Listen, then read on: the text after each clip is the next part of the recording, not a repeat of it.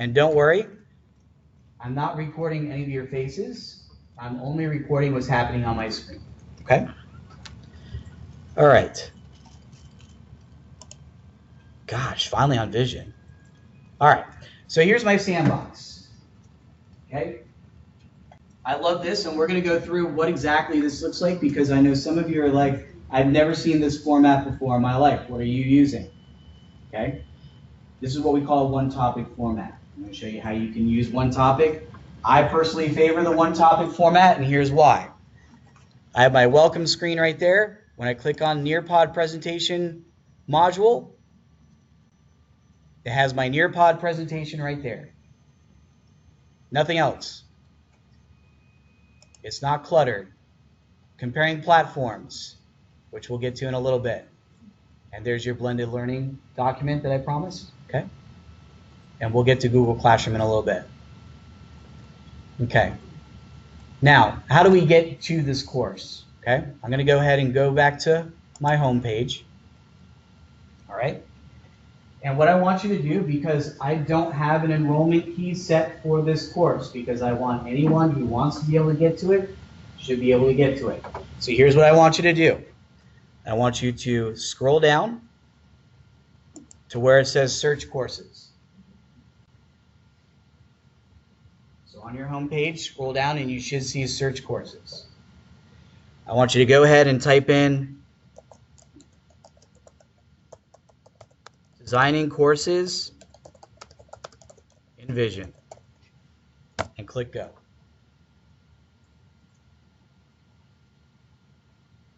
This should pop up.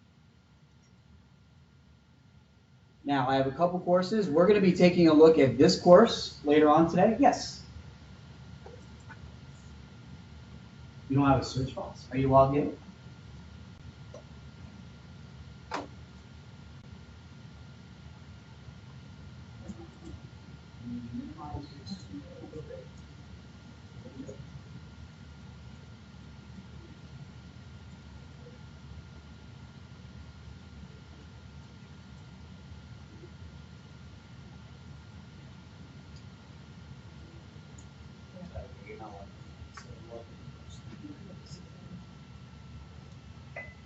All right. Let me know if that doesn't work. All right, let's go ahead and click on the first one. Now, because there is no enrollment key, you should just be able to click on continue. No, you cannot enroll yourself in this course. When you go to continue, it takes you back to the I do. I made sure this worked last night. This is a teachable moment, folks. All right. So, if you mess up like I did, in your course, you would click on menu, and you would scroll down to administration. Okay? I wish that administration was at the top instead of navigation. It's such a hassle for those of us who used that before. If you go to your users page, go to enrollment methods. Hey, I turned that on. What's up with that?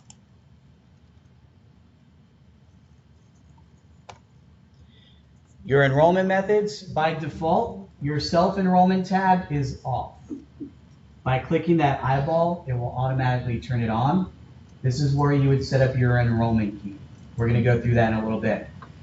Go ahead and refresh, and then you should be able to get in.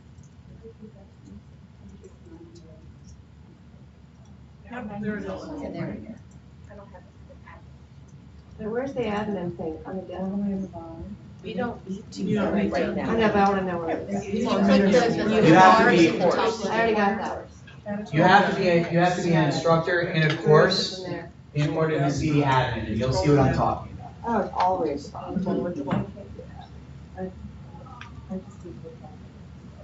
That's okay. Click on that one. And then click on that. Yep. All right. Okie dokie. Now, here's what I really enjoy about not having an enrollment key, which I'm going to be taking that off of the CPR course, by the way, even though the enrollment key is CPR. And there's a hint that says that the enrollment key starts with a C. That's my #1 email per day, so I'm just going to get rid of that. Now, why do we have enrollment keys? Well, in the past, we want to make sure that we keep our intellectual property all like secure and safe and all that stuff. Let me share something with you, and I don't know if your TRT or your English department chair has shared this with you.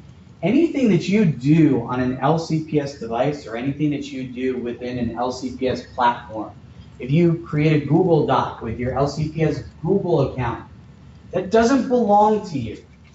I know some of you are getting ready to throw stuff at me. I didn't write the rules, okay? Your intellectual property, if done with an LCPS device or LCPS account, belongs to LCPS, okay? So we need to consider that as well. So I sit there and I go, well, most of the stuff that I'm doing for LCPS is in my LCPS stuff. So for me, my enrollment key doesn't bother me, really. I'm going to show you why, furthermore, that doesn't bother me, especially with sharing Google Docs with my students and how I can hide things within my courses. I never had enrollment keys for my courses. I just said, look up my funny last name, students, and enroll yourself. And I just felt that was easier, okay? That was just me. Now, for my special education classes, okay? I did enroll my students before the first day so that when they logged into Vision, boom, they were right there. It made things a little bit easier for them, especially since Vision was relatively new at the time. But when I started teaching AP Lit and etymology, I said, forget it. You guys can just find my course on your own. But at the very beginning of Vision, I took care of self-enrollment for them. All right, so we're in this course. I'm going to dance around because I do want to compare platforms, but first thing I want to do, let's go ahead and click on the features of Vision. I've created a couple checkboxes for us, okay, and I'm going to go over what a checkbox will help us do within Vision, okay. You'll notice that this first one, primary features, you can actually access that checkbox, and go ahead and click on it now if you want. The other two down here, you cannot access those because I've added a restriction that says you cannot go on to those next activities until you finish this one. Wow, that's huge for some of us. Think about how we want to progress within a personalized learning course within Vision. You finish this activity, then you can go to this activity. Then you can go to this activity after you view this. Now, I tried that with the CPR course and I failed miserably. And I'm going to show you what I'm working on to make the CPR course look a lot better. Because right now it's a disaster, and I can say that because I built it. I hate it. Like every single day I look at it and I go, I need to fix this badly because it annoys me. Well, I just finished doing that. Why do you not like it? Because it's click on PowerPoint. How do I know that you actually took a look at the PowerPoint? There's no way for me to tell. You click on the PowerPoint, you get a checkbox. That's it. Right. But there's no way that I know that you actually looked at it. You click on the video. So you clicked on the video. It automatically provides a checkbox. There's no way to guarantee that you actually watched the video. There's a way to do that? And there is a way that we can change how that works. All right. So very first thing that we're going to do is this. We've already taken a look at finding courses in Vision, but I want to review that one more time. I'm going to open up a different window so that we can do that. Enrolling students and teachers in courses. We're going to discuss that because it looks a little bit different since the upgrade. Unenrolling students. Oh, how many times do we get that email, right? Oh my gosh, I need to get rid of these kids. Yes, you do. Unenrolling myself from a course. I cannot stand being in this particular course anymore. Get me out of it. I'm going to show you that. Review the dashboard. That's actually kind of important. Review your profile grades because that has changed, for those of you who don't know. Review messages and why that's disabled and when it will be re-enabled. Preferences, switching roles, copy courses, editing courses, and all that fun stuff. When we get done with this checklist, we're going to take a quick break, and then we're going to come back and we're going to get into the more moderate stuff. Okay? So this is a quick review. All right, finding courses in Vision. Yeah. Now, I have a dream that someday our course categories will be organized in a much better format. Right now, they're awful. Now, I told you that Vision was introduced to the division in 2007. Since 2007, we have had 0 cleanup of courses or past users or unused courses. I'm currently working with our vendor to fix that, but it is a huge undertaking. Right now, to give you some sort of conceptual idea of how big our site is, we work off 2.3 terabytes. Basically, we have that many courses, that many useless documents that haven't been touched in years. Some of you have Vision courses that you haven't been in 6, 7 years, maybe even longer. And here's what's even worse. Those of you who haven't been in those courses, those people may or may not have retired from Loudoun County Public Schools, and no one is managing that course. So right now, I'm building an infrastructure to clean that up so that you don't have to worry about unenrolling yourself from courses. Okay? The other thing that I'm also working on, and I'm taking it baby steps, bloodborne pathogen video. We love seeing that in the fall. That's where we like the checkbox. That's correct. So one thing that I think your principals will actually get down and hail me king of something, I think what I'm going to do is work with risk management. My ideal situation would be to create a course for the bloodborne pathogens video, put it in Vision, check it off. Here's what I want. 11 months after you check that box off, you get your certificate, which we'll talk about, you get an email reminder saying take bloodborne pathogens. Boom. Health risk management can look at the list of the certificates and verify that you actually did it, saving your principal, saving other people the need to walk around with a clipboard and make sure that you signed off on that. Okay? That is one of my goals. Okay? Again, what I want you to see is we're moving towards personalized learning and professional development. That is the key. All right? Okay. Searching courses, though, you can do that right down at the bottom like I showed you with how we found designing courses in Vision. Is it the best way? No. We have here up at the top, I have the home screen ribbon. You can always go to home. LCPS Go, I put that on there because a lot of people use LCPS Go, and I think it's a great tool. Course categories. Let's click on that. Oh my gosh, I hate this thing. I'm not going to lie. It is terrible. But obviously this all accordions out. Go to LCPS, you can see different departments that have Vision courses. All of our high schools, middle schools, elementary schools that have Vision courses. You can accordion those out and you can take a look. Can you get into those courses? Not necessarily because they have enrollment keys. Okay? Virtual Loudoun is there. Professional learning is right there. I want to clean up these categories. I'm working on it because this is not organized well. It could be better. A lot better. Let's take a look at my courses.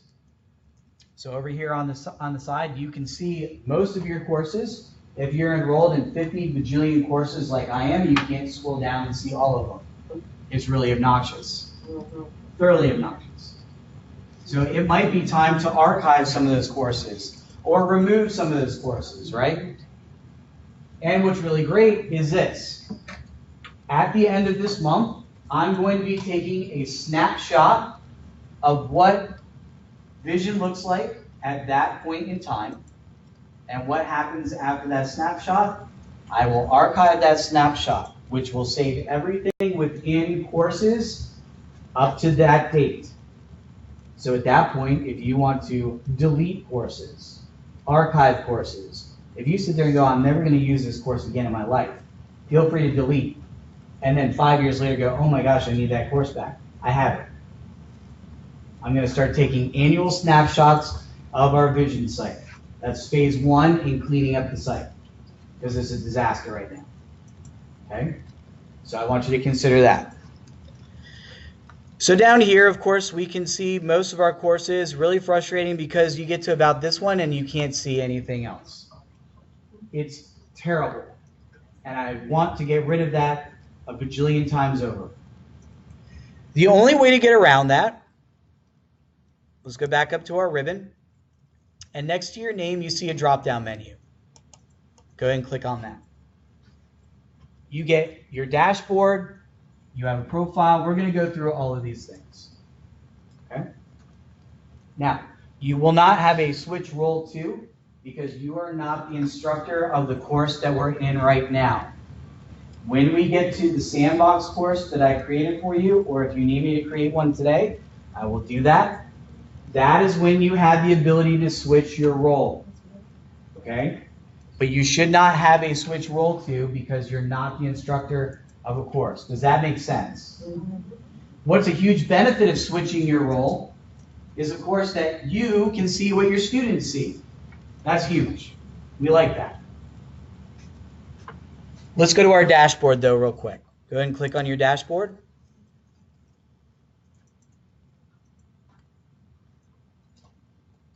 Okay. This is where you are able to customize your dashboard page. What does that mean? Okay. Let's go ahead and click on where it says courses right here. And you can see all of your courses.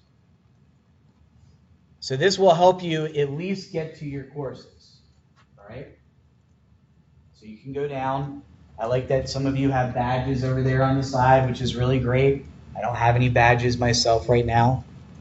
But this will give you an idea of where you can find your courses in your dashboard.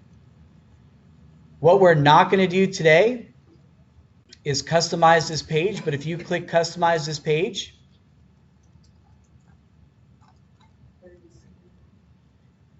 let me go back.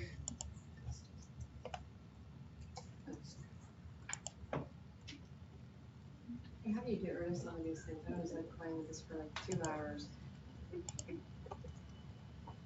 Where's that? I just want to get rid of half the stuff. Mm-hmm. Yeah. Question? No. Okay. All right. So, what you're able to do with customizing this page, and we're going to go through that with your courses too. Over here on the side, you have add a block. Scroll down a little bit. See.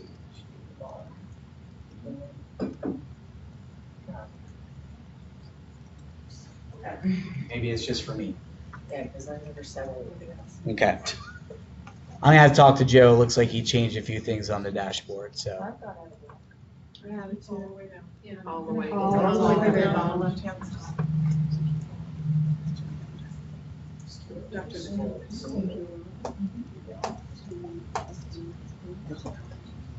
Oh, click customize this page. That's what it is. Okay.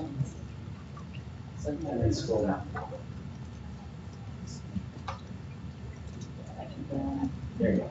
Awesome. Okay, so make sure that you click customize this page. That was where the error was. Okay.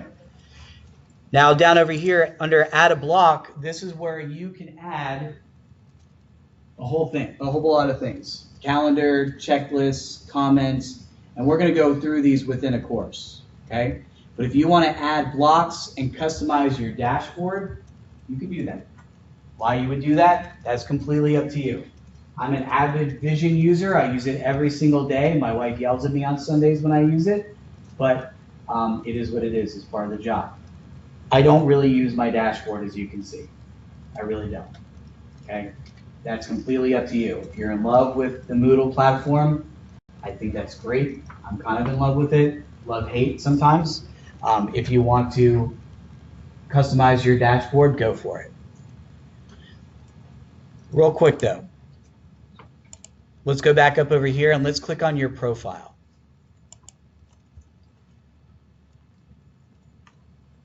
And you can click stop customizing this page, by the way.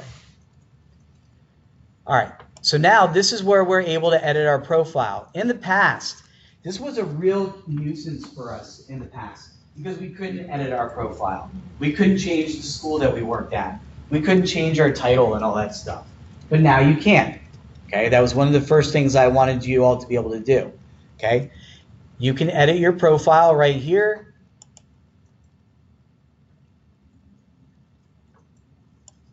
I don't want you changing your username or anything like that, but you can change your description. You can change your picture.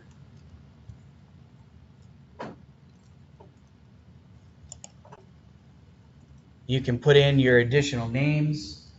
Pat, you can't put in your additional names because they're not always appropriate. Sorry. You can put in web pages, other fields, all that stuff. And I can change my role from teacher because I'm no longer a teacher. So again, what I did was I just went down here under edit profile, under my preferences, and I edited my profile.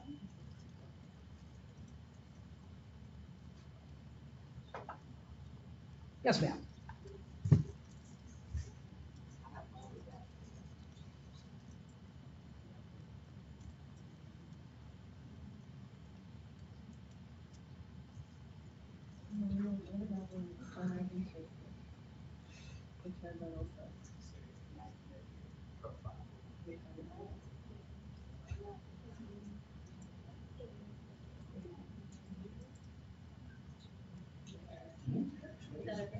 No, that's what we were just saying. Yeah. That's okay. Look out of that. Just say something. We were playing in the profile. So that's why. Just say something.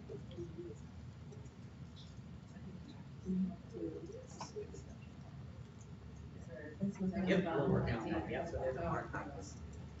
Sure. Okay. All right.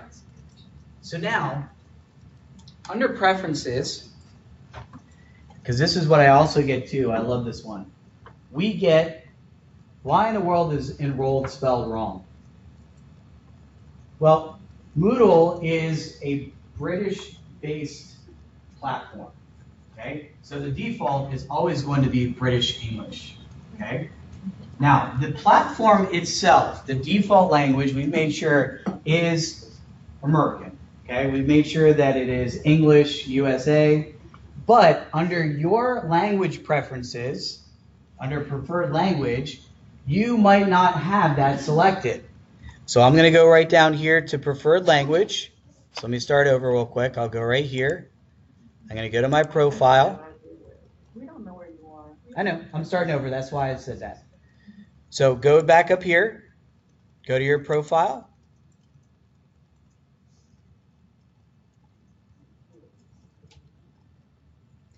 And we're going to click Edit Profile. There's so preferences. Yeah. And that'll work too. So 2 ways to do it. If you want to go the shorter way, thank you for pointing that out. You can just go to your drop-down menu right here and go to Preferences. Go ahead and click on Preferred Language. And some of you might see this. You might have English EN selected. If you do, you're going to have British spelling all over your pages. Okay? If you want to make sure that it's an American, you have to make sure that you click on this one, EN_US. Okay? Sometimes when we upgrade the site, it defaults your preferred language back to EN, which is really frustrating. Okay? Because then we get the email saying, enrolled is spelled wrong. Well, it bloody well is not, I swear. It's a terrible accent, I can't do it. Go ahead, Jill. So it's just your user set. Yep. So even if you design a course, if another student has Here's a trick. British English. Here's a trick. Jill creates a course. The universal, like whenever you all create courses, it is in American English, okay? But Jill's preferred setting is EN. So when she goes into her own course, she's going to see enrolled spelled wrong. And it's going to drive her nuts. But if Pat's enrolled in Jill's course, guess what? Pat sees everything spelled correctly because her preferred language is correct. Now, here's what's really cool. World language teachers, you're going to really dig this. I can upload 300 different languages into Moodle. And so what I'm thinking about doing is taking languages, popping them up there for some of our English learning students so that they can start accessing vision and see things within their own language. Now, here's the drawback, okay? It doesn't work for content that you upload to the site. But everything else, like the menu featured, the dashboard preferences, that would be in their language, though, that they select. The only thing that would not be in their language would be the content that you upload, okay? So there's a drawback attached to that. But at least the menu would be familiar with it, okay? So, pretty cool. I'm gonna make sure I keep it on this language.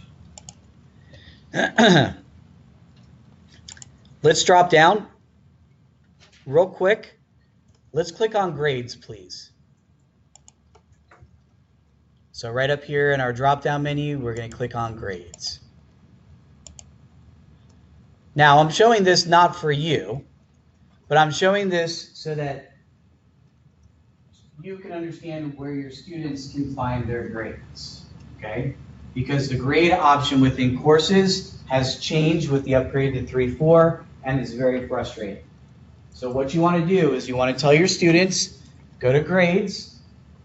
They'll see some of the courses that they're taking right here. They would select that course, and their grades would pop up. Okay?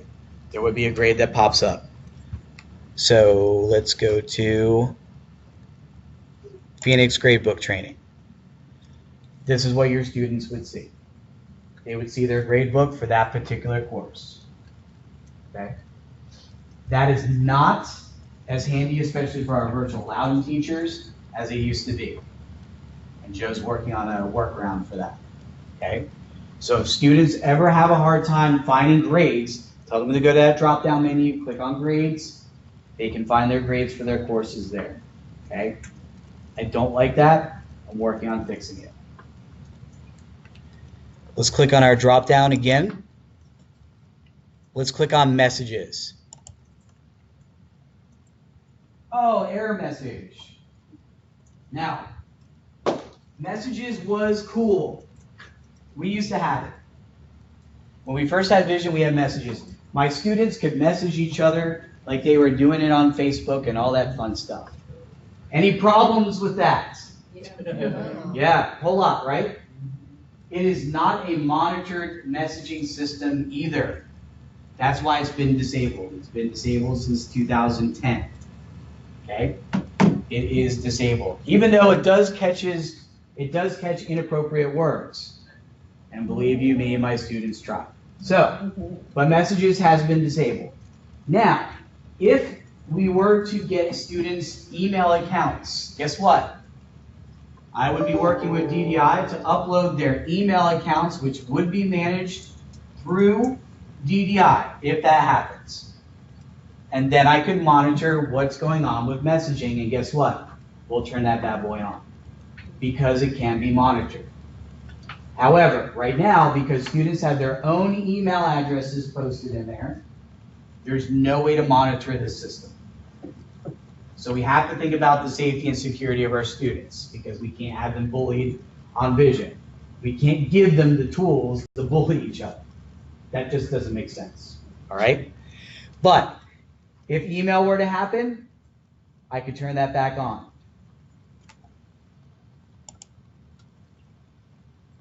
All right, you can log out right there. We took a look at preferences. Let's take a look at that one more time.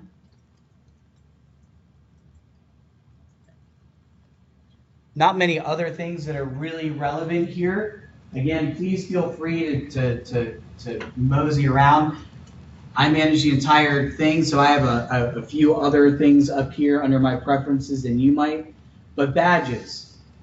Badges is also something that I would encourage you to consider with your students. Okay? Badging would be something like micro-credentialing. And one of my dreams is to work with Brenda Deal and basically connect your micro-credentialing to my learning plan. That is a dream of mine someday. So that you can sit there and say, I finished this course on vision. I did all the requirements. It was a self-paced course, blah, blah, blah. It is my dream that you all get a badge, and then I can give that to Brenda Deal. Somehow we can connect Frontline. My learning plan is Frontline, by the way. And, and basically we can upload that badge under your particular evaluation, your portfolio. Wouldn't that be huge? It'd be really nice to do that. Until then, we have to host everything here. Yes? What's this backpack provider? So the backpack setting is basically if you collect badges and then you move on from Loudoun County Public Schools, you can export your badges if those badges are relevant in another school system. What I would like to do is make sure that they are relevant. For Inspire Loudoun, here's something that's really cool. We had 8 teachers from Fauquier County Public Schools come out to Inspire Loudoun, and I'm able to give them professional credit for attending that day. That's pretty fantastic. So we're working across divisions now, at least trying to build that. I think that would be swell too. I had one teacher contact me earlier, a couple months ago, who moved to another school division and said, I'd love to be able to get my badge from Phoenix Training because they're using Synergy and Teacher View and Parent View. Can I get my badges? And I was able to export that. So it's pretty fantastic. All right. Let me go to our checklist real quick. So, finding courses in Vision, not the perfect way, but we did it. Let's talk about enrolling students and teachers in courses, okay? So, this is where I'm going to show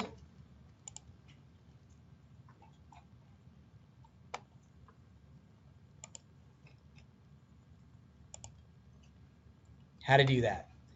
All right, it's so intuitive. Sometimes we love our platforms. This is so intuitive, right? See menu up there? I mean, it doesn't look like it's just blended in or anything like that, right? We're going to click on menu.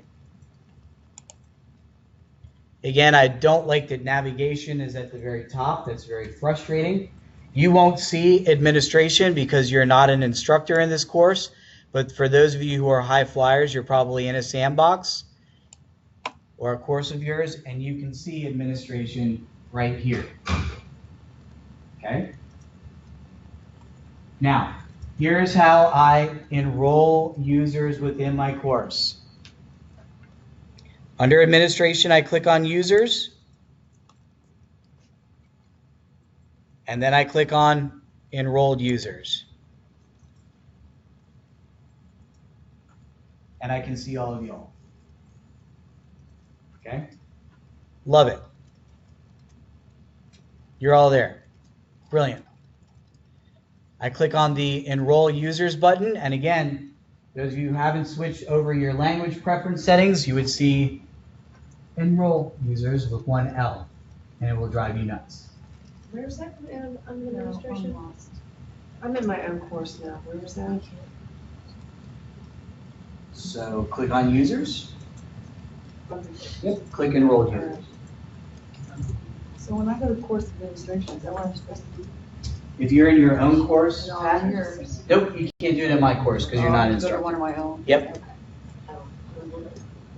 So when I click on Enrolled Users, notice that this drop-down box has changed a little bit since the last time some of you played with Vision. Now, Vision is connected to LDAP. It's connected to our Active Directory. So we can find anybody we want and enroll them in our course. And we can give them whatever role they want. So when I was a real teacher like y'all, and Loudoun County High School, Mr. Oblas would say, I want your lesson plans, Grazita. I'd say, no problem. And I would enroll him inside my vision courses. And when he asked for my 4-inch thick binder with my lesson plans for the year, I gave him a single sheet of paper saying, look on vision, here are my courses. Have a nice day. Have a great summer. Wasn't that nice? I like that. Okay? So that's what I did. If I want Dr. Williams to be enrolled in my course, I would just look up Eric. And there he is. And I could enroll Dr. Williams inside my course. Now, he would be a little confused, so I'm not going to do it. Okay? But you can. You can find anyone within Active Directory, and then you can sit there under Assign Role, and you can make them whatever role you want. Now, there are 2 roles that you should only use within Vision. 2. Student or instructor. And let me tell you why. If you make someone a teacher, or if I were to make you a teacher, now, let me back up 2 seconds. I'm just going to throw a hypothetical out there. You've never unenrolled yourself from your own course. Some of you have never done that before, which is great. I've done it at least 80 times, where you might have unenrolled yourself from your own course. If you are in a teacher role, something very similar could occur. You could delete your own course. You would have the ability to delete that because under the role permissions for teacher, you can delete your course. There's no way for me to change that. So what I encourage you to do, so say Pat and I want to co-instruct the course. Add Pat her as an instructor. Don't add her as a teacher because you might not see that course tomorrow. Just kidding. I'm going to stop picking on Pat. She'll hurt me. If you're co-teaching, or you have a TA in your class who doesn't manage the vision course, can you put non-editing teacher? Yep. Or, okay. Absolutely. Because usually the SPED department likes having access to my stuff. Right. They don't change it, but. So this is another question. I love this question. Thank you for asking it. You have a co-teacher in your class who doesn't really take care of the content within your course. You don't want them editing stuff within it. Or they don't want to. Or they don't want to. You can add them as a non-editing teacher, and that's just fine. All of the TAs that I had when I was a special education teacher, when I was a general education teacher, I had them teach with me. I haven't in the classroom, but. Yeah. And I was very lucky because I have some outstanding TAs who wanted to teach certain things. I diagram sentences every single day. One of my TAs was like, I want to teach diagramming sentences. And I'm like, go for it. As much fun as I had with it, I was like, go for it. And so we were co-instructors in that course. But if you don't want anyone messing with it, but they need to gain access to the course, not editing teacher would be great. Case managers, resource teachers. Yep. Okay. Perfect. So if I were adding gifted teachers, like special teachers, they would be non-editing teachers. I would be the only one who could add stuff. Yep. And you can always change that role later on. You can always change their role. So what is the advantage of making them a non-editing teacher versus a student? Not much, to be honest with you. They would be able to see what's restricted. So like if you hid something, Pat, like you hid a module, which we're going to talk about, you hid an assignment, you hid a folder, the non-editing teacher could see those hidden items. But the student, on the other hand, wouldn't be able to see anything. So there are very limited upgrades to being a non-editing teacher. All right. Going back over here, though. Enrollment methods. And this is under your users. So let me scroll back real quick because that was real fast. Menu. Down to administration. Under my users, we have enrollment methods.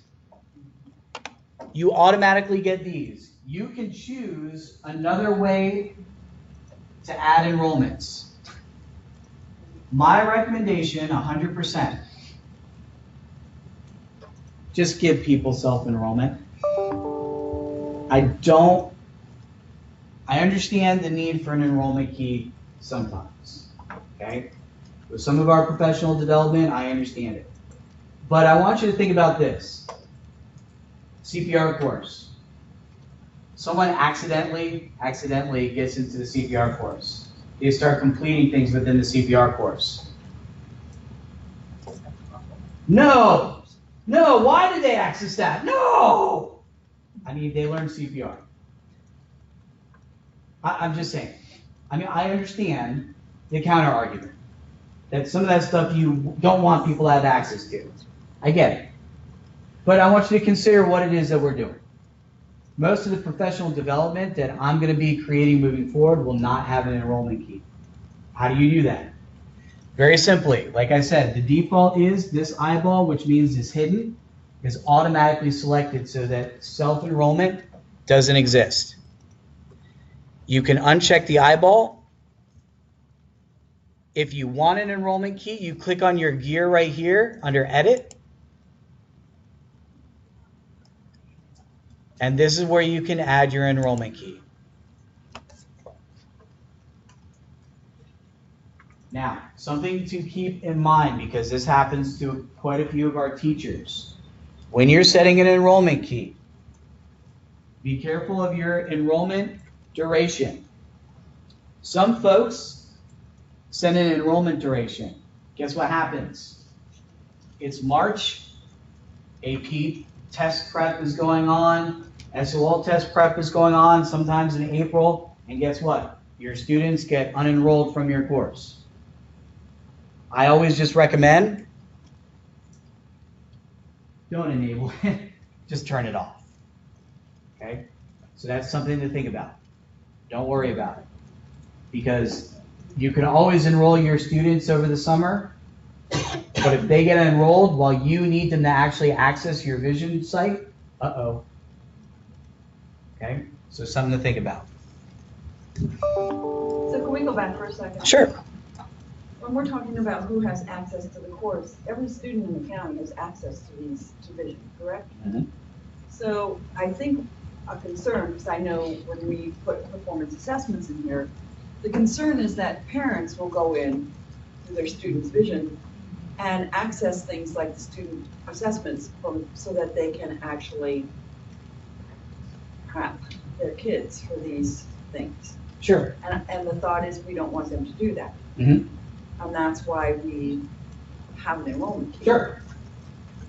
Yep. So for assessments, you would want one, correct? Correct. Absolutely. Absolutely. And Pat brings up an excellent point. I mean, that's perfect. Absolutely. Some of the stuff that we're going to take a look at today is more focused on the delivery of content. So if the student doesn't review the content, then they're kind of in trouble. So I hear what you're saying. You're absolutely correct. In the ways that we're looking at with regards to assessment, yes, enrollment key is great because then parents can access. Okay? Now, parents can access, but they have limited permissions when they do that. Now check it out. When I go back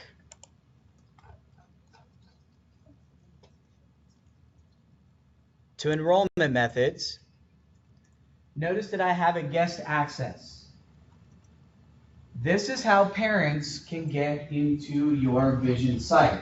Now, before you start wigging out on that, they cannot access things like the discussion board forum. They can't access quizzes. They can't access materials that you have hidden. They can only access content that you've put on the page. What about grades? They cannot access grades. They can use Phoenix for that. They can use Phoenix for that, but they cannot access grades, assessments, assignments. They cannot access anything that is an assignment for a student.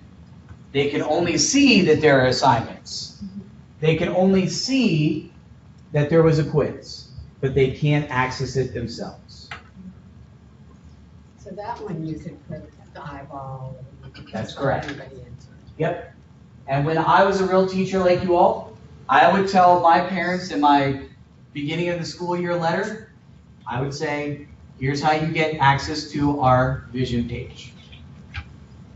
And I would say, just go in as a guest, find the course. And I gave them directions on how to do that. And that worked, yes. So if you put post your homework in it, they could see what the homework was. Could they see, if you add your spread or whatever materials to go with that, your Google Doc or whatever playlist, they have access to that, but they don't have access to actually responding to it? Correct. Yep. Depending on how your sharing settings are set. Okay. Yep. All right. So, real quick, because I want to make sure I stay true to my checkbox here. I'm going to go to a course that I don't want to be enrolled in any longer. Okay? So for those of you who want to practice this exercise right now, go ahead and click on My Courses. And let's find a course that you don't want to be enrolled in any longer. Now, no offense to Molly Ripa, but I'm going to click on this. I heard that.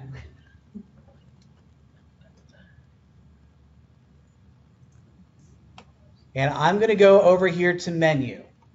I'll wait till everyone has a course. So you just click into the course. Yep, click into the course. Even if it's your course, I don't. What if it's your course? My course or your course? My course. So if it's your course, you can unenroll yourself from your own course, yes. Will that close out the course? No. Oh. So find a course that you don't want to be enrolled in. I'm going to click on menu, and I'm going to scroll down. And under administration, you should see unenroll me from Google Classroom Basics Micro-Credential. And this is how you unenroll yourself from Vision courses. Now, you unenroll yourself from your course thinking, I never have to see this course that I haven't used in 7 years again. Hacker. Does that delete the course? No. How do you delete courses? If you are not a manager, and you would know if you're a manager, Jill's a manager, you're a manager, Melanie, or I believe you're a manager too. If you're a manager of a subcategory in Moodle, you can delete courses. That'll be for another day. If you want courses deleted, 100%, you know you will never use that bloody course again. You don't want it. Send me an email. I will delete your courses for you. Okay? Your IFT can delete your courses for you as well. If you're here in the admin building, typically you're a manager, you can delete your courses. But if not, over the summer, I'm happy to delete your courses. But please make sure that you don't mind never seeing them again. All right, so let me unenroll from this course. Do you really want to unenroll? Yes, that's why I clicked the button. And boom, I'm out. Okay? Now, for some of you, you're going to have to do that 40 times. Okay? All right. Okie dokie. Should open this up in a new tab. If we added a badge to class, would it take the badge away or just? It will not take the badge away.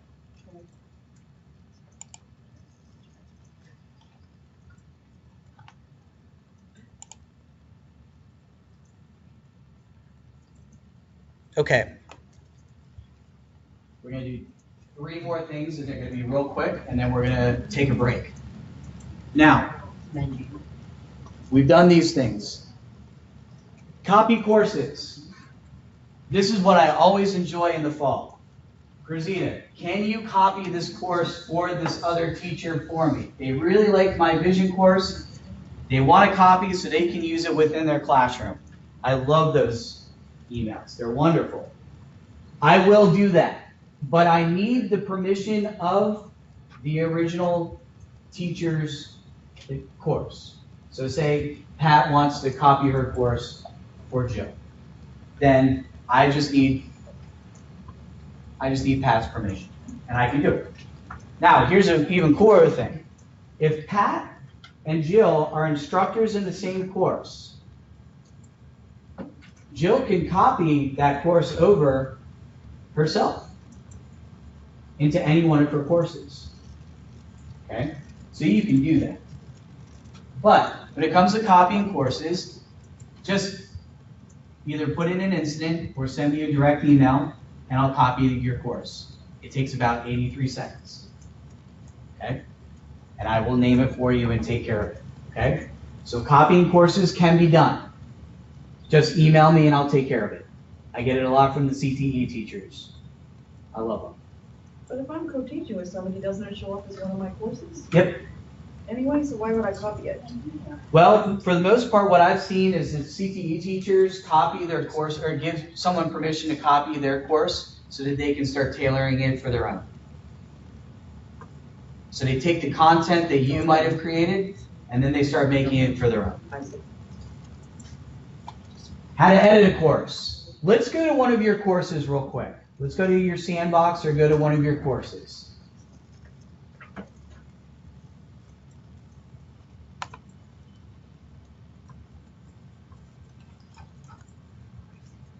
Make sure you're the instructor of the course.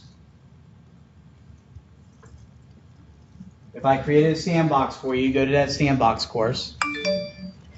Goodness gracious.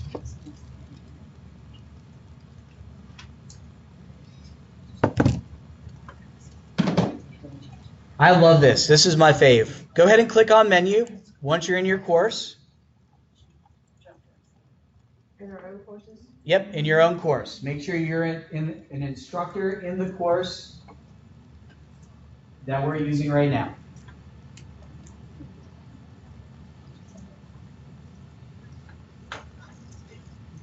This is the bestest. Go ahead and click on Edit Settings.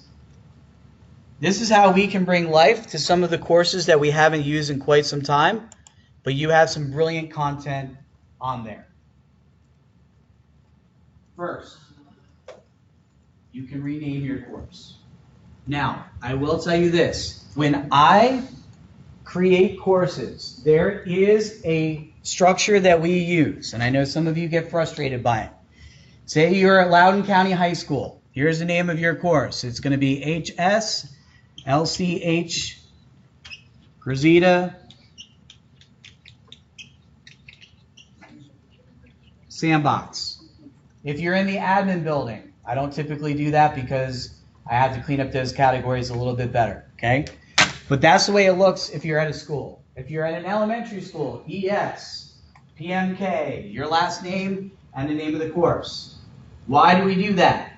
It's easy for us to find the courses.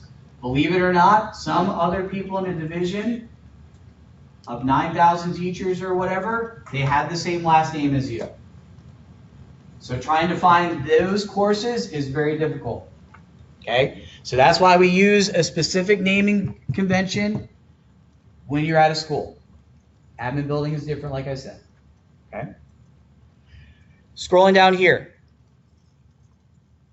Your course category, you guys will not be able to change that, but I can. And again, these are things that I need to clean up, but I will take care of it. Whoops. Don't switch. Course availability. You can hide your courses so that nobody can find your course. Very nice. Okay? We like that. Start course date. Say you know you have AP students because their siblings took your AP class, and they're going to be looking on your vision page to get ahead. You can change the course start date and the course end date. You can enable that. Just remember, before the first day of school, you re-enable that. Course ID number, not important. Description, not important anymore. You don't need to put a description of your course there. Okay? Don't worry about that. If you want to, that's fine. But some of you, in searching for courses, you have seen those course summaries that go on and on and on. You're like, oh my gosh, why did they put their syllabus there? If that was you, I understood. I did the same thing. Course summary files. Again, not something I think is relevant anymore. So I wouldn't worry about putting any course summary files in there. Okay? People generally know that they're going to your course for some specific reason. Okay? Now, here's the fun part. Course format. I'm geeking out, but I love this. Most of you, when you click on this drop-down menu, most of you have this. Topics or collapsed topics. Topics is what we started off with back in the day. Collapsed topics is really cool because it accordions out your activities. It's kind of neat. Weekly format. Don't ever use that one. Has anyone ever tried using it? I tried. First couple of years when we didn't have a structured LCPS calendar, remember those days? We're like, there'd be 3 snow days, and you'd be like, which day is it? Is it A day, B day? No one knew. Right? Like, trying to do the weekly calendar under that schedule drove me insane. Okay? I don't recommend this. Social format. Don't use it. They tried to make it look like Facebook, and it's terrible. Again, feel free to test these out, especially today when I give you time to work on courses. It's bloody awful. Single activity format. That's again where you have one single activity that shows up in the middle of the page. Once you complete that, you move on to the next thing. You move on to the next thing. Very confusing for our students. I don't recommend it. The 2 most popular ones, one topic format and grid format. You've seen a sneak preview of the one topic format. That's with the course that you all just enrolled in with me today. Let me show you a very attractive grid format course. Those of you in elementary math, you've probably seen Mickey Laycock's course. She's taken a lot of time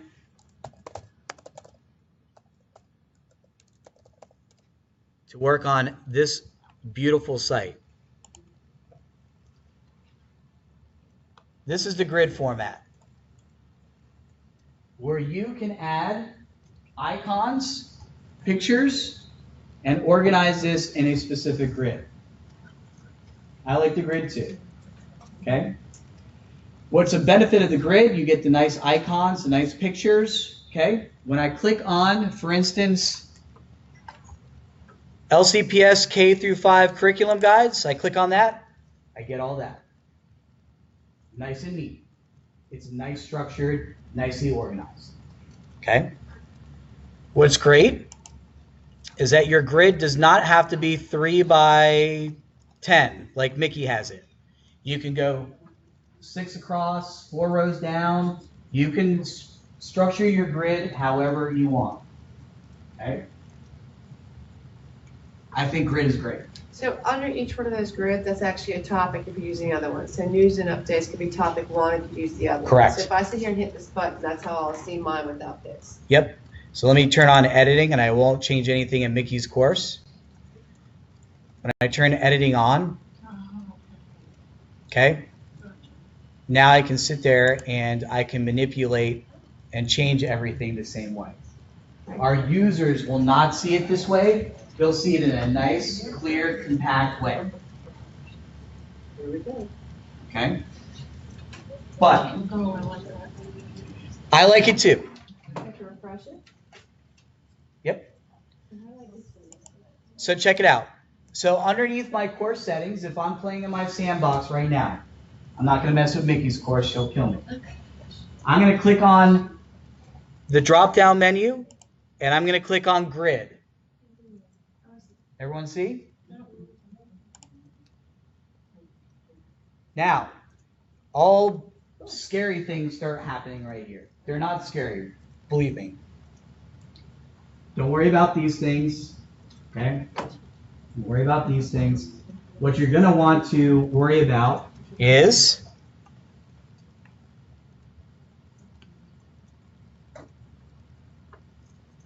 goodness gracious.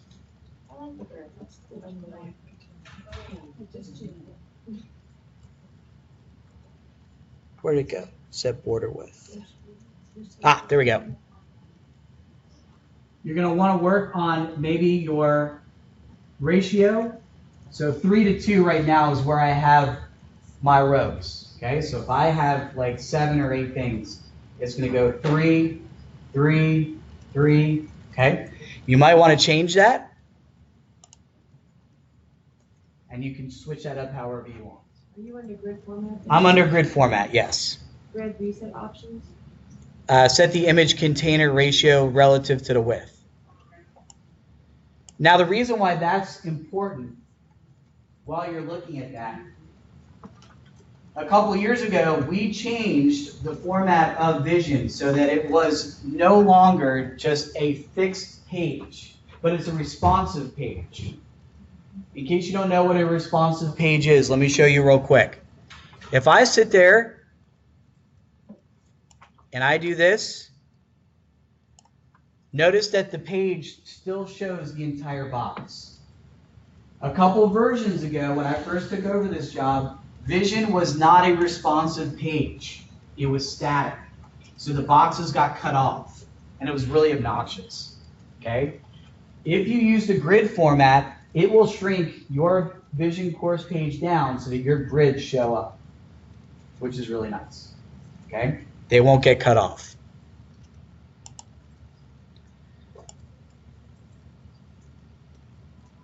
So moving down here, your grid reset options, don't worry about these right now because you haven't reset anything, okay? Setting up your grid is going to be fun. Some of you are going to do that this afternoon, or later on this morning, which will be real fun. Appearance. Let me just go to this next section real quick because I want to make sure I get you to a break before we start tackling the heavy stuff. You're like, what? I'm scared. Altitude. That is the theme that we have right now across most of our pages, okay? Some of you have more or clean selected. Altitude will give you the Loudoun County Public Schools ribbon as you see it at the top in your course, okay? Some of you see the remote learner and it's a blue screen with an orange icon, okay? That's because you've not changed your theme, okay? Boost is a brand new theme. It's okay. It's going to take a lot of getting used to for some of you who have used Vision for a while. I would recommend Altitude, okay? Mainly because I paid a lot of money to build that. No, I'm just kidding. But I'm kidding. But I would play with Altitude. I think Altitude is going to be the easiest for you. What's yours in? Altitude. The one that you... Yep. All my courses are Altitude. All right. Forced language. Now, this is where we also get into a few issues where people say, oh my gosh, I have British English. Make sure that your forced language is United States English. Okay? If you have a student like you described, an ESL student, do you say do not force? Because then they can see theirs. That's correct. When I upload those language packs, then I'm going to let everyone know that I've updated those language packs. I'm going to show a video to basically show you guys how you can do that. So until then. Yep, until then. All right. Show gradebook to students is important for some of us.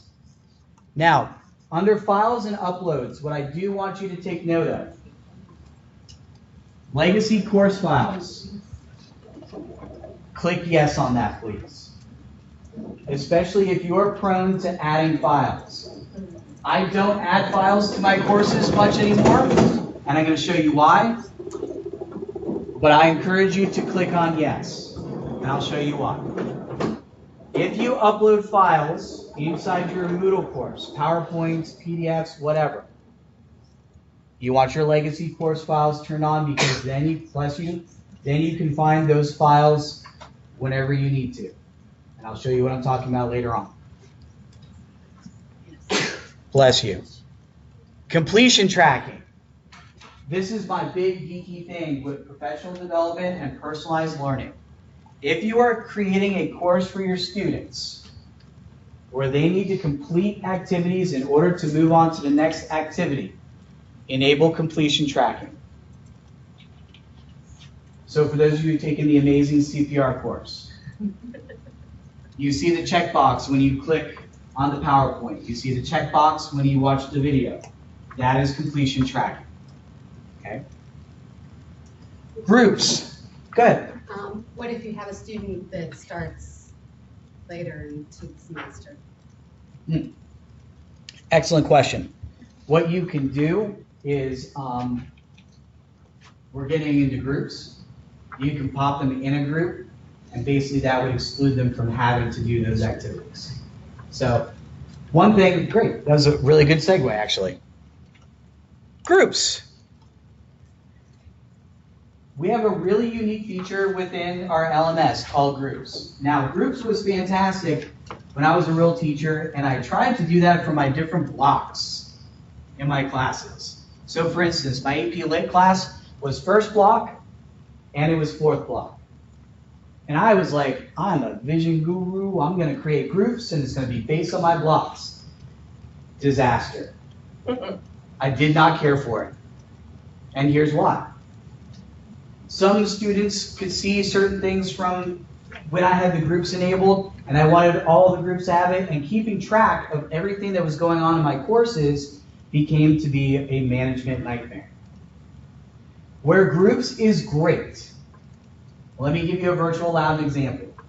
When I taught for virtual loud, my English 12 class had 10 modules attached to it, okay? I had certain students who only had to take half the course. So going back to your example, I could sit there and create a group and say, you don't have to do modules 1, 2, 4, 6, 10. And that was huge, okay? That would be a good reason to switch on groups. If you're trying to do the block system, I don't recommend it, especially if you're adding a lot of assignments on there. And we can go back and forth on that, and I'll take your word that it works for you.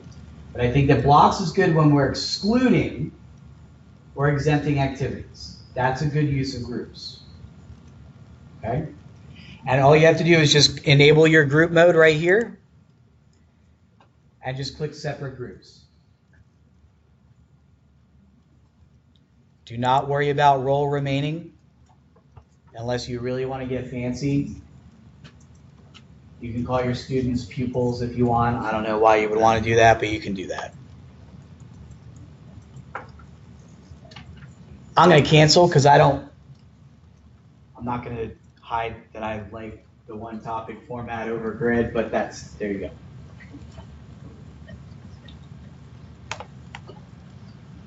All right. Okie dokie. We've been going for a while. I want to stop. I want to answer individual questions. But I say, let's take a break and reconvene at 9:57. I'm going to follow up with this one last thing, how to add, remove, hide modules. And then we're going to get into Google Classroom and the differences between Google Classroom and how, if I was a real teacher like you all, how I would use Google Classroom and Vision and Phoenix. And we're going to have that discussion because all three tools are free, and that means that there's no need to buy anything else, really. Okay? All right. Let's reconvene at 9:57. Walk out, step out, check email. If you have individual questions, I will come to you and I will answer your individual questions. Hey. I'm on my menu, and I told you right before you guys updated, I had it updated upstairs. I'm teaching math analysis next year. And I just wanted to show Everything else, I don't know if it makes sense. I want, how do you fix this page from home and go to the dashboard? You always see the two current courses. That's how I see it. Right. I mean, I played with this for like. I know, mine got rid of 3. Yeah, last night, we could see. But we. It was easy before, I know what happened. I'm the one that emailed it. Yeah, I know. Yeah. I think I just play with it for 2 hours and figure it out. And you're gonna show us how to do, possible, that's what happened. I just deleted the others that are rooming, so now I'm down to just. This is, I have an incident with the vendor right now to discuss why our course review doesn't look the way it should. Is that possibly you can be fixing for school starts? It's Oh, yeah. not that big of a deal. It is a big deal. It's very, like, for me, it's not like, I don't like multiple choice. I try to high level math, you can't do multiple choice. You're gonna have other alternate assessments that you can put here too, so our chance can have them pull it up or whatever. I don't want to have an assessment without having to. So they enjoyed it. Okay. Okay. Okay. I'm on it, maybe? Yep. Okay. That's right. All right. So it just. Yeah, it starts with, it's lots of now lately.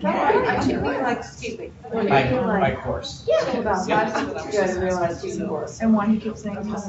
No, I just didn't remember. So where are you teaching? I just,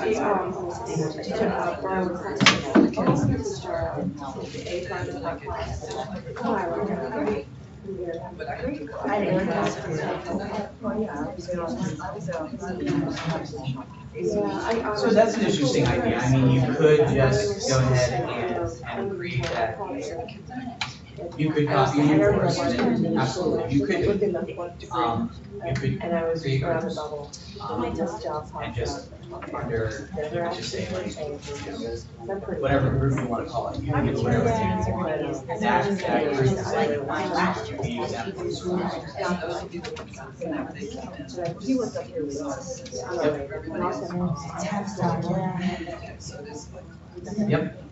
Yep, course, not by kid. Yeah. Thank you. Of course. Yeah. So we just have to, I didn't know the teacher, I was on the. She's still living over in. Is that the way we're going to do that? Yes. So we don't mess the other one? Correct. So yeah, you create a copy, manipulate your course, and then what you do is you can import that course into the existing course. Oh, yeah. And it's not. Yep. I can. Actually, remind me to, I'm gonna make a note to discuss that real quick. Okay, so can you add both me and Jen? Yeah, can you send me an email? Yes. I was glad to go when I did it. Cool. Thank you. I'm right over here. So your hands raised, I'm sorry. That's okay. We're just trying to Same unenroll. cards, but this will be my. Okay. So. Select all. And I don't wanna, I don't wanna get rid of me or Terry or Tanya or Penny. Yeah, so I'm Because collecting I them. don't get anything, my first time I'm going anywhere, I've got too much to do. Oh, I could be tired. I'm not.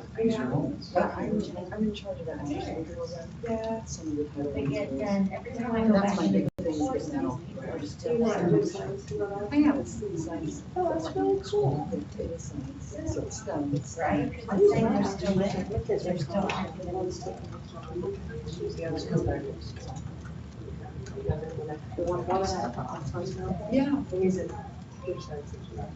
That was a study.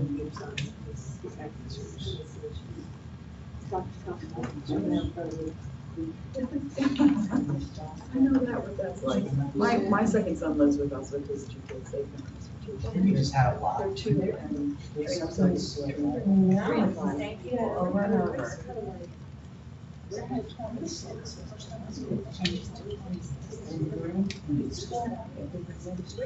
Yeah, not getting rid of, because most of these kids couple of them this year, and then I have a few stragglers that were in nursing. And I'm just saying hello, how are you? How's everything going? I'm in Douglas. Yeah. Yeah.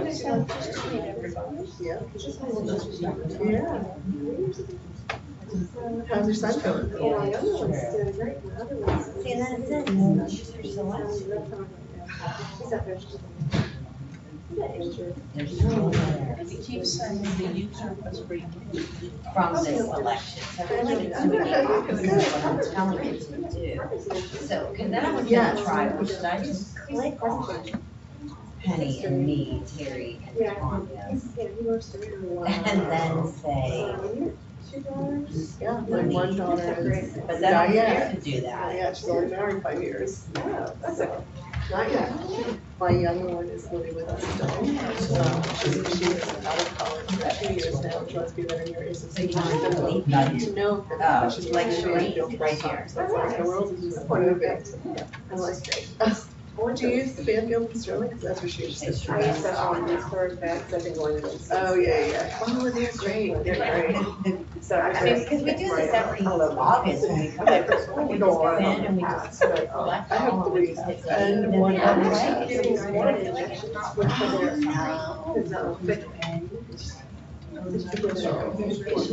Check out mine real quick.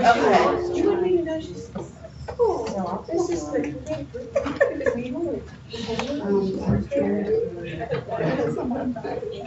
I just took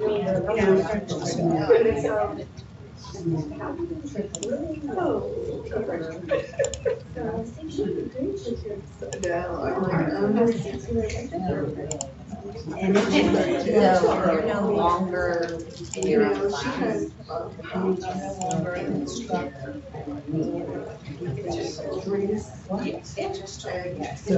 it's hard for them, like they just. It's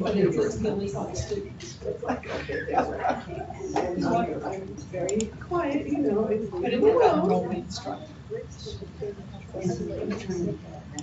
Yeah, I don't want to do it for mine right now, but I mean, That's what I just did. Terry just lost herself. I just lost myself.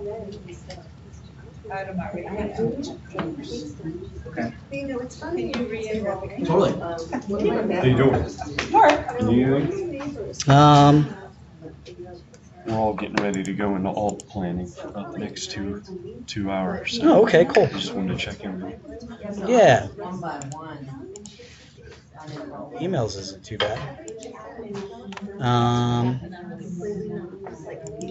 Yeah, I feel like there's a lot to cover.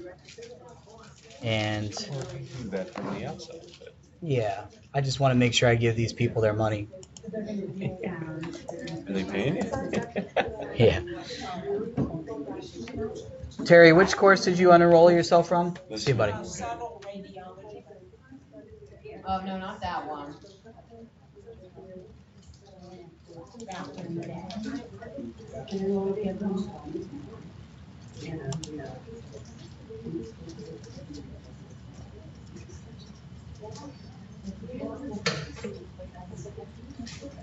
Okay,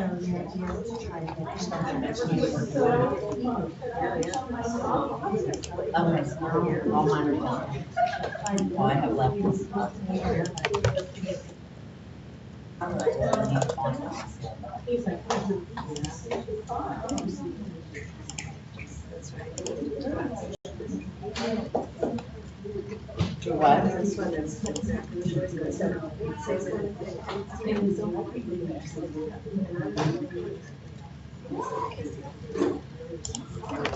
All right. Let's do this. Sorry. Yes. I just have a quick question. Sure. All right. If I'm in my, and I, like, these are old files, and I want to folder.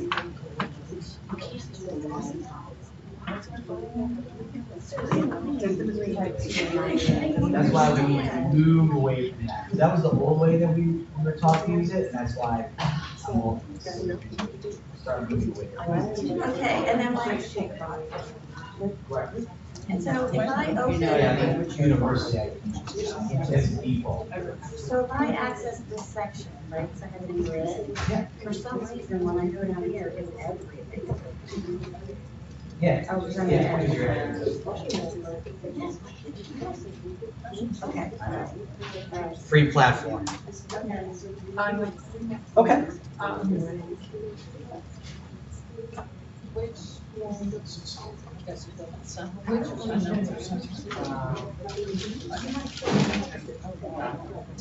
go with the sandbox that I created.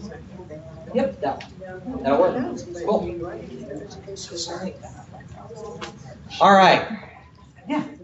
I just saw your email from last week. It was buried in my clutter. Can, I guess. I'm sorry. Yeah, totally. That Yeah. one. Yeah. All right. Real quick, I'll create sandboxes for folks in a little bit, I promise. Couple things. Adding and removing modules, okay, and hiding them, all right? So first thing, let's make sure we're in one of our courses, okay? Now this is why I prefer the one topic over the grid. Nothing against the grid, because it looks cool. One topic, I love it. I have this intuitive plus button and this intuitive negative button, okay? If I click on the plus button, guess what? I get another module. And it calls itself Topic 7. You can add it from the top, add activity, it's on the grid. Yep, So same thing. same thing. All right. If I don't want that there, I can click on the minus sign. Here's what's really fantastic too. Say I don't want my students to see something, or if I am a type A person, I'm sorry. But if I don't want to see using RAIN to deliver content in courses, I don't want to see that because it freaks me out right now. If I click on the minus button, it goes away. Oh my gosh, I just lost all my content. False. I click on my plus button, and it shows back up with all the content that I had there anyway. Okay? So if you're not ready to see certain things, you can always add, you can delete, but it's not deleting, it's just removing from sight. All right? Now, I'm sorry, you in the one topic format for that or? one topic. Okay. Now, we can also remove or hide modules too. We can click on the certain module that we want. And again, my apologies. These are modules. Every different thing that we have right here, no matter what format you're using, grid, collapsed topics, topics, one topic, these are all referred to as modules. Okay? So what I can do now is this. I'm in the Nearpod presentation.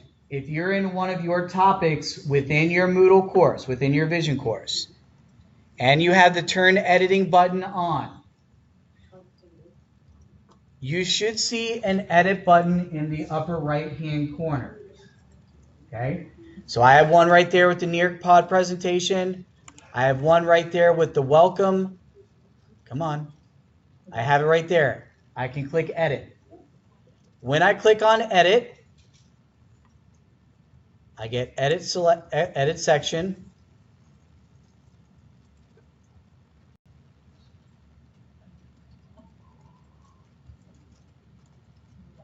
And this is where I can edit that module.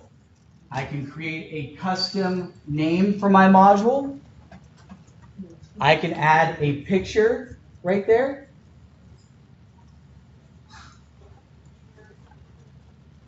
And then we're going to discuss what these levels mean. Jill already knows what they mean. I'm going to discuss further what they mean. And then restricting access. This is really huge if we're talking about personalized learning. You can dictate to your students taking your course. Say you want part of your course to be online, because of course we're still teaching, like we're not making ourselves irrelevant by using this, okay?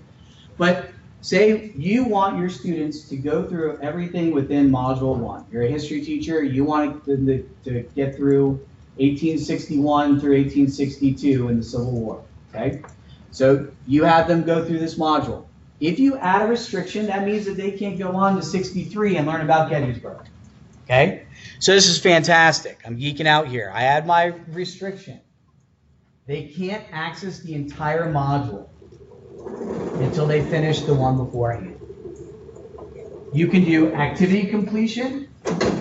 You can do by a certain date. That's huge for us because then you can keep your students focused on a specific unit. That's awesome. So if they're not done with their project, their PBL project, whatever it is that they're working on, boom, you keep extending that date. Great. This is really good. Because then you can have them relearn stuff, re-go through some things, and they can get a grade, another grade. When they get that grade, then they can move on to the next unit. So it can be grade-based. User profile, talking about editing features. Okay? Now that's going to be something a little bit more advanced. You probably don't want to really mess with that right now. Okay? And then you can sit there and create another type of restriction set. My advice at this point, focus on activity completion, date, or grade. I love it. Yes? Is it possible to use activity completion and date? Yep. Totally. Great question. You can add 2 restrictions. You can add 3 restrictions, which is huge. So I love it because when we're talking about personalized learning, and I'm sitting here with you fine folks, and I don't want you to go on to the comparing platforms section just yet. It means that you have to look at the Nearpod section first. Once you look at that Nearpod section, then you can move on. Okay? So adding restrictions is huge. Or for those kids with anxiety or parents that want to push their kid through as quickly as possible, they're not jumping the gun. 100% correct. 100% correct. So it's not like hiding it, they can see them, they just can't move on. Correct. Yep. All right. This is where you can either tune me out or those of you who like Google Classroom. I'm going to go through the benefits and where Vision kind of compares. Okay? All right. Comparing platforms. It's like oranges and apples and kiwis and blah, blah, blah. Just kidding. But you have that blended platforms document that I did show you very poorly early on. It is there for you, though. Google Classroom. Of course, if you want to join my Google Classroom that I've created for today's session, there's the enrollment key. Do you have to go under Google? You do. But if you don't want to do it, it's totally fine. It's not going to hurt my feelings. Now, for those of you who don't have this extension just yet and you use Google Classroom, this is a pretty cool one. It's Alice Keeler. Those of you who don't know who Alice Keeler is, she's a Google guru. I'm not going to lie. I got my picture taken with her last week at ISTE. I tweeted it out because I'm pretty cool. I am a geek. Thank you. But if you don't have this extension, notice what I'm going to do right up here. I have this purple green icon up there. Watch what happens when I click on it. Boom! It takes me to Google Classroom and it splits my screen. So it is a Chrome extension, and let me go ahead and back up. Boop. Boop. But up here at the top, you can go to your Chrome store and look up Alice Keeler Classroom Splits. Those of you who like Google Classroom a lot. So for me, I do this, and you all can still see the enrollment key without someone going, what's the enrollment key? So I love it. All right. Wait. Yeah, I was calling you Greg, I was trying to keep it last. that's all right. So I went to the Google Classroom, but Try L. No, that's not. Click on more at the bottom. There you go. Yeah, you might have to sign in. Now, Oh, you know what, I went through my home email. yeah, if you use your home email, that's not Always gonna work. forget, is that the organizational or individual? Organizational. Yeah. Oh, So just search Alice Keeler. Alice Keeler Classroom. Right. No, you gotta go to your app store. Oh. And go to your web store. No problem. Alright, well, how do you sign into your class? No, I don't. I'm sorry. That's okay. I went to Click on the plus button Another class. and then join a class. All right. Now, remember what I told you. And I'm not here to sell you anything. I don't work for Vision, I just manage it. I love Google Classroom. If I was a real teacher, here's how I would open up my year. Imagine you're all in my AP Lit class. And man, it's going to be an exciting ride because we diagram sentences every single day. And we're going to be reading James Joyce's Portrait of the Artist as a Young Man, which all my students absolutely freaking hated. I don't understand. It's such a good book. But anyway, here's what I would do. I know most of your students would jump right into Google Classroom. I would not. I would naturally gravitate towards this. I would create my Google Classroom. And then I would take my Google Calendar that's created with my Google Classroom. Everyone knows that. When you create a Google Classroom, you automatically get a new Google Calendar assigned to that classroom. Let me show you what I'm talking about.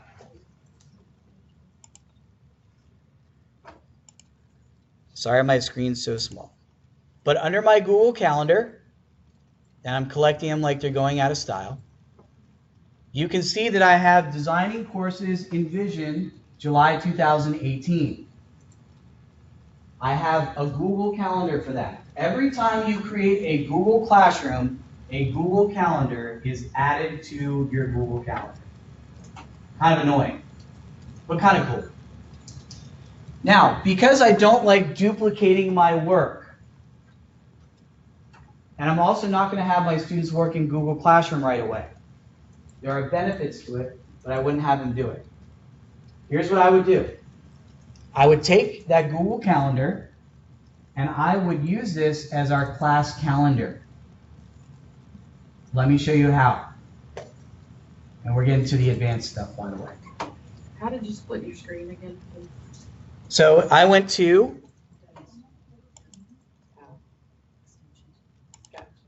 So if you go to apps in the upper left-hand corner of your screen, this is really cool. Notice I have all these apps I've added. If you go to your web store,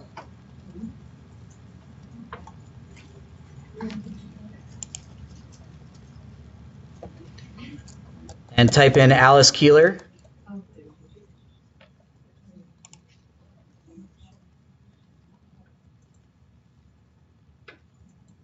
and Alice Keeler, again, Google guru. She has a few things that Chrome has approved, and mine is open side by side.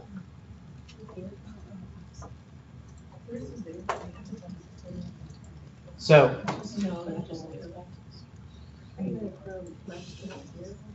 yeah, we can focus on that another time when we start working on courses, but I just want to show you guys something real quick, all right? I apologize.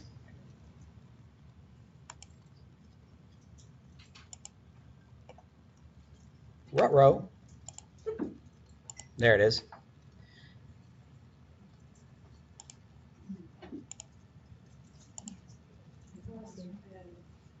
Cool.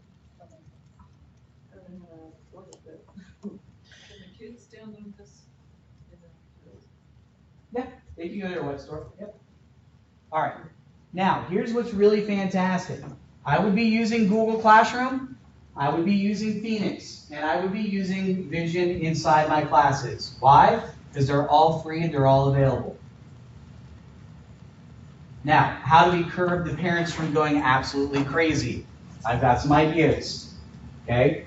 Because those of you who are parents in Loudoun County Public Schools, you thoroughly enjoy the fact when your kids get to middle school, or if they're in high school, you're going to back to school night, and block 1 teacher says, I use Vision.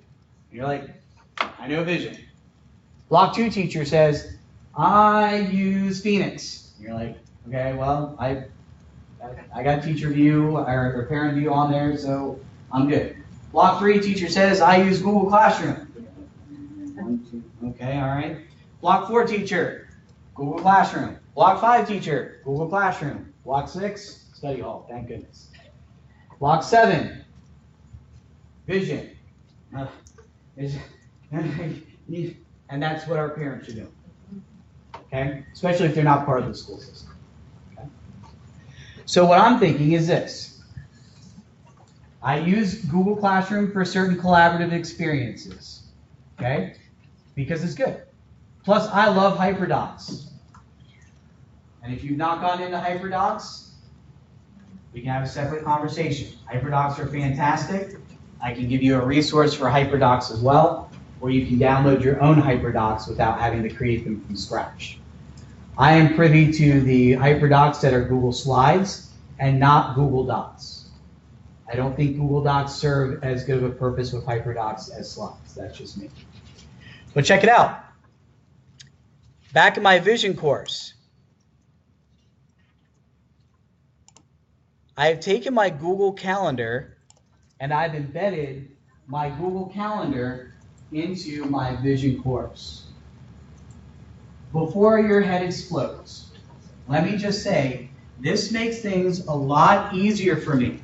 I know that Vision has a calendar, but if I'm using Google Classroom, if I'm using Phoenix, where you can embed your Google Calendar on your Phoenix website as well, why in the world would I use 2, maybe 3 different bloody calendars triplicating my work?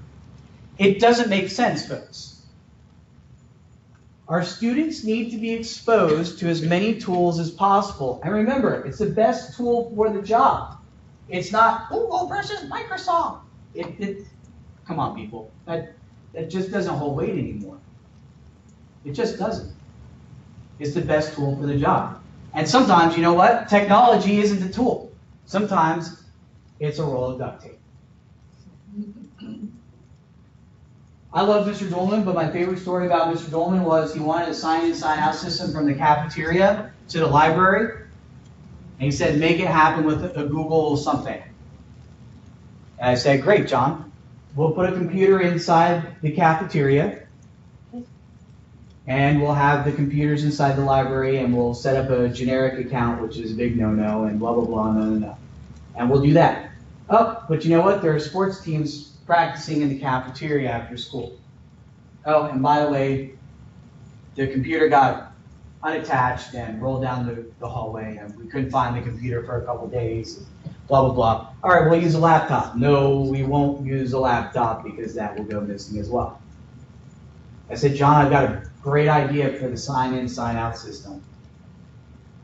Here's a clipboard with a spiral notebook. And I've attached a pencil with a string. And that's what did it. It doesn't always have to be technology. But when we're talking about these different platforms, we're talking about using a single calendar. Because guess what? Your students can then put that Google Calendar, we can't force them to, but they can put that Google Calendar on their phone, they can put it on their laptop, and they can access it on their Chromebook. Wouldn't that be nice? So here's what I did.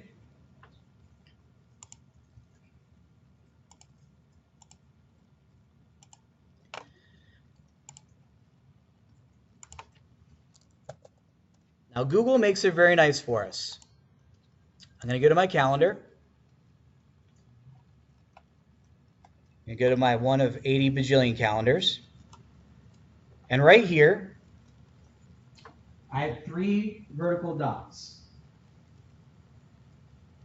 I know this is not a Google training, but And this is being recorded, and there will be a manual given to you as well as a Google Doc. If I click on this, You're connecting to the calendar for the class. yep, The Google Classroom. that's correct. In addition to changing the color, which I just absolutely love. Does anyone change their Google folder colors? I have issues. I'm going to click Settings and Sharing.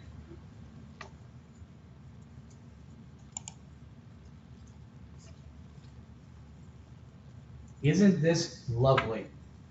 Okay, you all can't, unless you have a Google Calendar, you can't see this, okay? I'm just showing you how it's done. Isn't this lovely? Down here,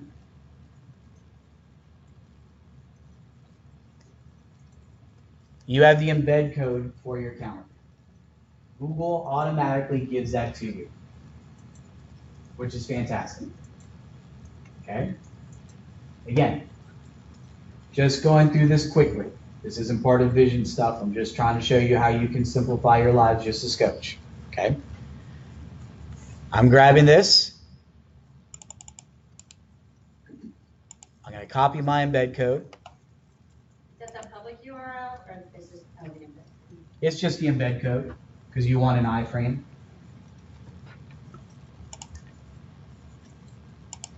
And now, when I edit this section,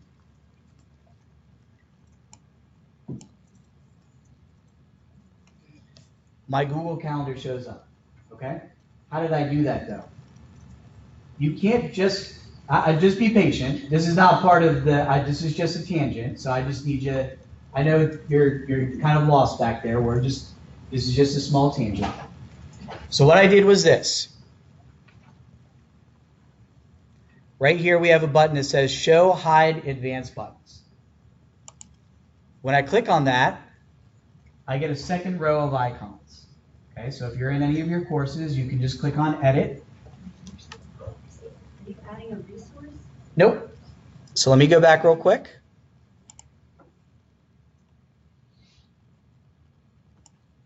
So right now I'm inside of a section and I clicked Edit. Yeah, I know this is just my course, so this is just to take a look at. This is just a tangent. Okay? Edit section. Now, in all of your summaries, okay, you have the ability to add a second row of icons right here. So any course content, any summaries, by clicking this button right here at the upper top button, the upper top left, upper left. Click this, and you get a second row. Okay? Now, for those of you who love HTML script, I'm just kidding because nobody likes HTML. If you click on this button right here, come on. There we go. Look at that. Okay? This is my Google Calendar embed code. Now, I had everyone at Rockridge, our second year, when we went Google, everyone was embedding their Google Calendar inside their Vision course because they loved it. Because then those people who were using Google Classroom, but John said that he wanted everyone using Vision, they could update their Google Calendar, add things within their Google Classroom, and guess what? It automatically updated everything inside your Vision course. Every single time. Every single time. There were weeks where most of my English teachers, breaks my heart, never went to Vision because all they were doing were collaborative activities within their Google Classroom. And that's cool. Okay? So here's what I did. Remember, I copied the embed code from Google Classroom, from the Google Classroom calendar right here. Go back to my Vision course. I click on my HTML script. Paste it in there. So doing a link wouldn't be the same thing. Nope. Nope. This is actually embedding. So it cuts the confusion for the first year. Okay.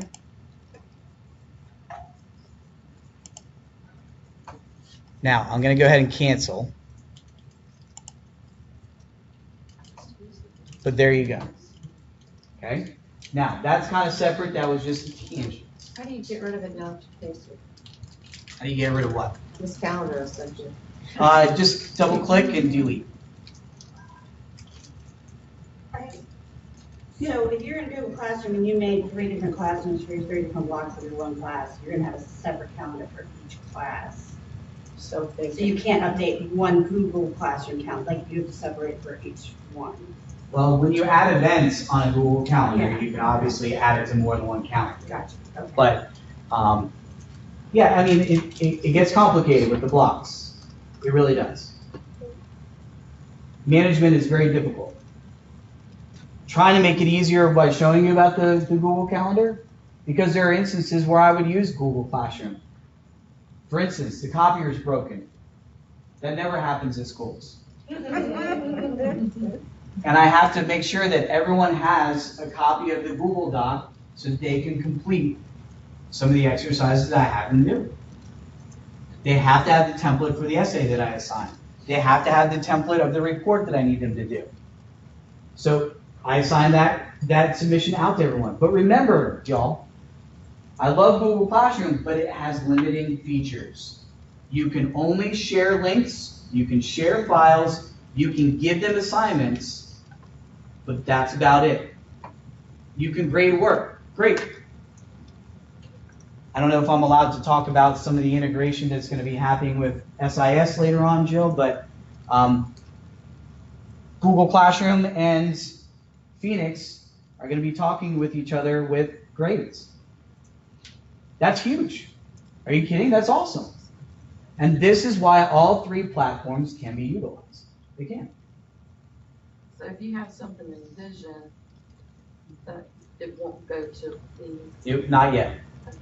Still working on it. I mean, this is all kind of like a foreign language to me because number one, I'm not a tech person, but I'm also elementary. Mhm. And so, but I would think in the future, just as a plug, for those of us that aren't tech savvy and really, and for elementary, maybe having a course designed where to start. Sure. How to start, because I know that I would benefit from that as well as other elementary school teachers. That Yeah. Well, let's get started. Let's build something real quick. All right, so let's go into our sandboxes. Sorry, No. I still didn't get how to erase this calendar. It's not that important. You can come back later. Okay. So, but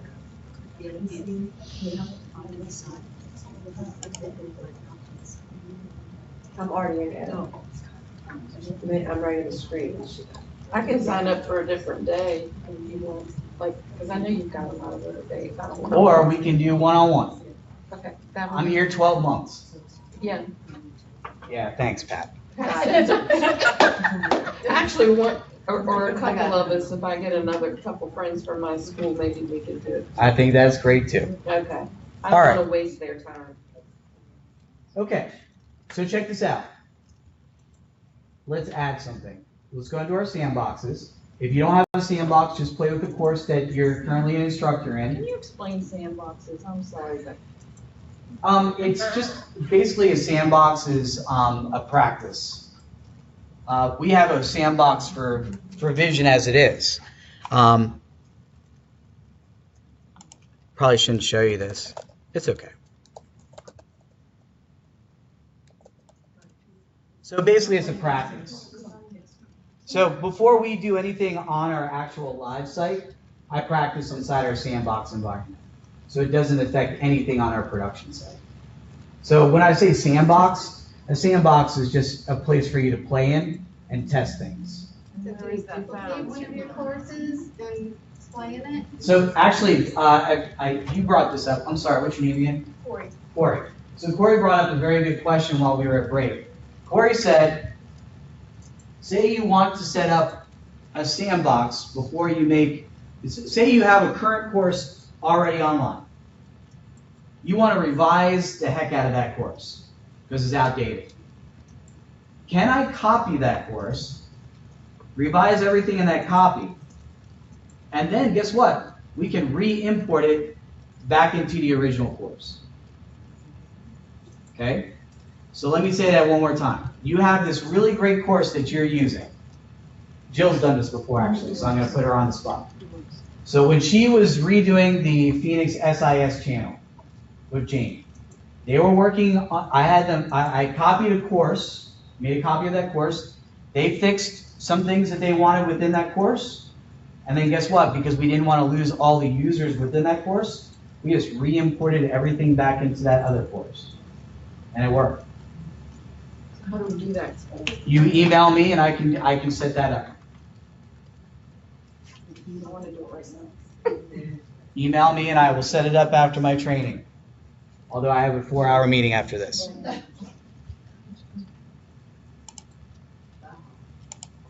All right. So let's take a look at what we're able to do in Vision. And I think you'll enjoy this part because this is where we start getting into course design.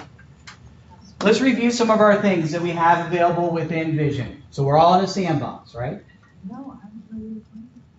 Just use a course. One of my courses. One of my courses. And if you don't have a sandbox, Pat, just use one of the courses that you've been using before. And I can fix it later if we run into any issues. Or you can just delete it. How do we create a new course from scratch? I sent an email out. I just did them all yesterday. That's okay. I can create a sandbox course for you later on, and we can manipulate through it. So. Joe, I have a course I can tell you. Okay. Now, some of us have 1 or 2 buttons over here on the side that say add a resource or add an activity. Do you all see what I'm talking about? Do you all see what I'm talking about? Yeah. Okay. I'm sorry. Sure, absolutely. So at the bottom of our page, and of course, make sure your editing on button is on. Okay, so let me just do this one more time. So within our course, turn editing on is turned on. And just choose any one of your modules. I'm just going to create a new one real quick. And I'm going to be right here. Now, notice I have add a resource, and then I have another thing that says add an activity. Some of you just have one plus button. Okay? If you want 2, it's real simple. Bear with me, another small tangent. I like having 2. Okay? I like seeing these things because these 2 things mean 2 different things to me. How'd you put that up there? Yeah, how'd you get to?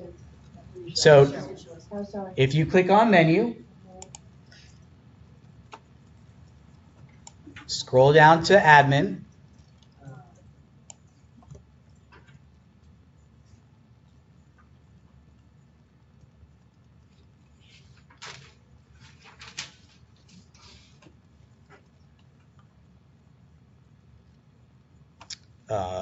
Where did it go?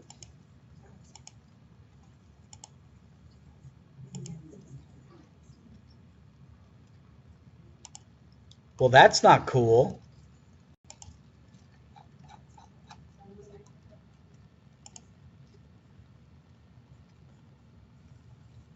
False. Sorry, everyone.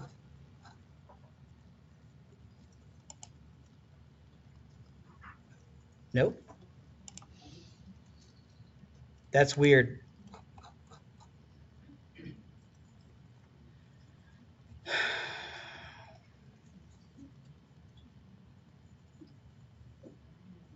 My apologies. There used to be a button over here that said switch between activities and all that stuff. I will have to do research on that. So when I go to add an activity or resource, I get a menu Hmm? that gives me all the activities Yep. I can add to it. That's correct. That's what you want to say about, right? Yes, so that's what we're going to do right now. Sorry, everyone. There was a button over there. I'm going to have to discuss with our vendor. I know I look like a big dummy right here, but that's something that should be right there. You should be able to toggle back and forth between those. Okay. So for those of you, if you click on your single menu, you'll see that you can add a book, a file, a folder, a label, a lightbox, a page, a URL. That'll probably be at the very bottom of the menu. Okay? So when you click on your single menu, it'll be at the very bottom. Now, If you're in title, it looks a lot different. yeah, it gives you the icons. Well, it's a different link. We don't have the pull down like that, we have this. Correct. And then these are both Right. the same here. Correct. Can you add the calendar? You can. So, back in the day, this is where we would sit there and we would want to add our PowerPoint. Nowadays, we can drag and drop, which is really great. Okay? But back in the day, this is where we would upload our files and we would share our syllabus with our students. And of course, being an AP Lit teacher, mine was like 28 pages long, and I always had a typo. You have that one kid who goes, typo, right? And then you have to re-upload your file. Well, now, because of the beauty of Google Docs, I would encourage you to consider this. Maybe not use these. Instead of adding a tangible file like a Word doc or a PDF or a PowerPoint, maybe we stay away from this. And what we do instead is build the content in a different way. Okay? I'm going to show you what I'm talking about. But this is the old way. You can still do it. Click add a file, that's fine. Click add a folder, that's fine. And you can upload documents in there. I've done it. Okay? If you add a page, okay? If you add a URL, this is where you can share links with your students. Okay? And that's fine. Not saying it's bad. It's the old way. Let's take a look at your activities at the top real quick. This is where we start getting into some really cool stuff. And we're actually going to do an assignment together because I want to show you what that looks like. Okay? Adding an assignment. That's where students can actually upload things and you can grade them and you can evaluate them. And those of you with the new Lenovo's, you're really going to appreciate this. And I'm going to show you what I'm talking about. The certificate. Everyone knows what the certificate is if you've taken the CPR course. You finish things, you get a certificate. Okay? Talking about professional development, that's the way I want to go. The checklist thing, that's what we've been playing with earlier, where you guys saw where I added things and you can add a checklist. Your students, for instance, say you want them to go through certain steps. Give them that checklist, right? External tool. Now, if we have time, I'm going to geek out on OneNote a little bit. And elementary school teachers, you're about to throw something at me, and that's totally fine. Before I left Rockridge, I think I only had maybe 2 teachers still using Active Inspire. The rest of them were using OneNote. And here's why. You could, through the integration in Vision, have the OneNote class notebook created through Vision. So you didn't have to enroll 150,000 students. They clicked on the link, they enrolled in your OneNote class notebook, and then boom. OneNote, they were able to just use their Promethean pen and just write up right there. And guess what? All those notes got synced up inside their OneNote notebook. Yes, with your pencil. Okay. So that's something else later. I don't want to get into the weeds on that. Okay. Forums. This is a basic discussion board forum where people can interact back and forth with one another. Okay. Discussion board forums are pretty cool. A little bit outdated, I think. Some people would say they are, but still enable students to respond back to different students and all that stuff. So it's okay. Interactive content is where we're really going to have some fun with this. This, in my opinion, is going to change the way we do videos.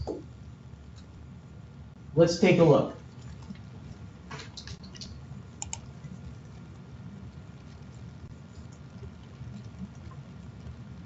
Now, remember where we couldn't tell if someone had actually watched the video? Okay? Watch what I do, but go ahead and click on interactive content. I think you're going to enjoy this. and click on YouTube.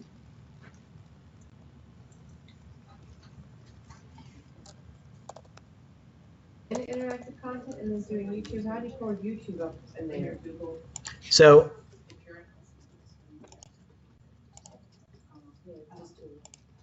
I mean, you're going to YouTube. yep, sorry. So I've clicked interactive content. I'm there, but you have to go to YouTube. Yeah, click on another tab and click on YouTube. Okay, thought you were in there. That's all right. Does anyone watch The Office? I've been watching reruns because my kids are.